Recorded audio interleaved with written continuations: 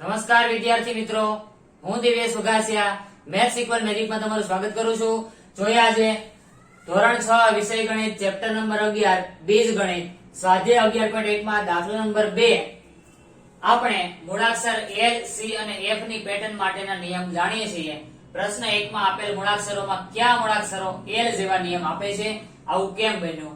Question number 1 માં જે મૂળાક્ષર આપેલ હતા એ મેં અહીંયા લખી દીધા છે. બરાબર. તો દાખલો કઈ રીતે સોલ્વ કરશું? તો પહેલા L, C અને F નો નિયમ શું છે એ આપણે લખી લઈએ. બરાબર.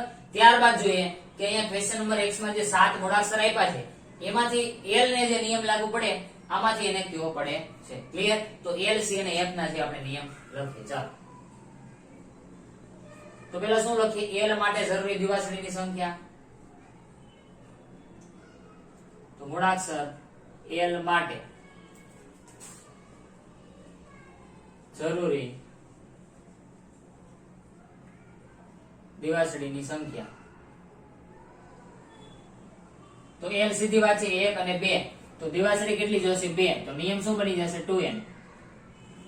નિયમ બરાબર 2n. ચલો હવે આપણે લખી લઈએ C માટે. મૂળાક્ષર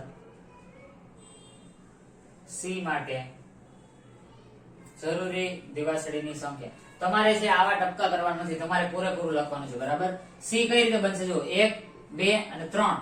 તો 3 જોશે એટલા માટે નિયમ શું લાગી જશે? 3n. નિયમ બરાબર 3n. ચાલો હવે આપણે F માટે પેટર્ન લખીએ. તો મૂળાક્ષર F માટે જરૂરી દિવાસળીની સંખ્યા. બરાબર. ચાલો F કઈ રીતે બનશે? જો 1, 2, 3 અને 4 આ રીતે F બનશે. તો એના માટે જરૂરી સંખ્યા થશે 4 એટલે નિયમ થઈ ગયો 4n. ક્લિયર? હવે આપણને બીજું શું પૂછ્યું? પ્રશ્ન 1 માં જે મૂળાક્ષર આપ્યા એમાં કોનો નિયમ છે? L જેવો નિયમ છે. L નો નિયમ શું છે? 2n. તો આપણે જે પ્રશ્ન આપ્યા એમાંથી 2n ક્યાં બને છે? જો તો પહેલા તો t માં આવશે 1 અને 2.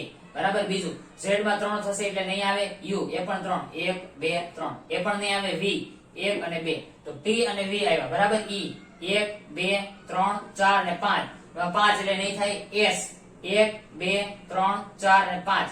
s માં પણ નહીં થાય a, 1 2 3 4 5 અને 6. એમાં આવશે 6. તો 2n નિયમ ક્યાં ક્યાં આવ્યા? t અને v માં. તો આપણે પ્રશ્ન શું લખશું? જો જવાબમાં મૂળાક્ષરોમાં કયા નો નિયમ L જેવો છે? તો આપણે લખીએ કે મૂળાક્ષર t અને v, મૂળાક્ષર t અને v નો નિયમ મૂળાક્ષર L ના નિયમ જેવો છે. L ના નિયમ જેવો છે. હજી આપણને એક પ્રશ્ન પૂછ્યો છે, આવું કેમ ભાઈ? તો t, v અને L એના નિયમ કેમ સેમ આવ્યા? તો તમે જો t, v અને L મૂળાક્ષર બનાવવા માટે જરૂરી દિવાસળીની સંખ્યા કેટલી છે? 2. એટલા માટે આ બધાના નિયમ કેવા છે? સમાન. તો આપણે લખશું આવું કેમ બન્યું? તો લખીએ મૂળાક્ષર t, v અને L બનાવવા માટે જરૂરી દિવાસળીની સંખ્યા 2 છે. તેથી તેમના નિયમ સમાન છે. તેથી તેમના નિયમ સમાન છે.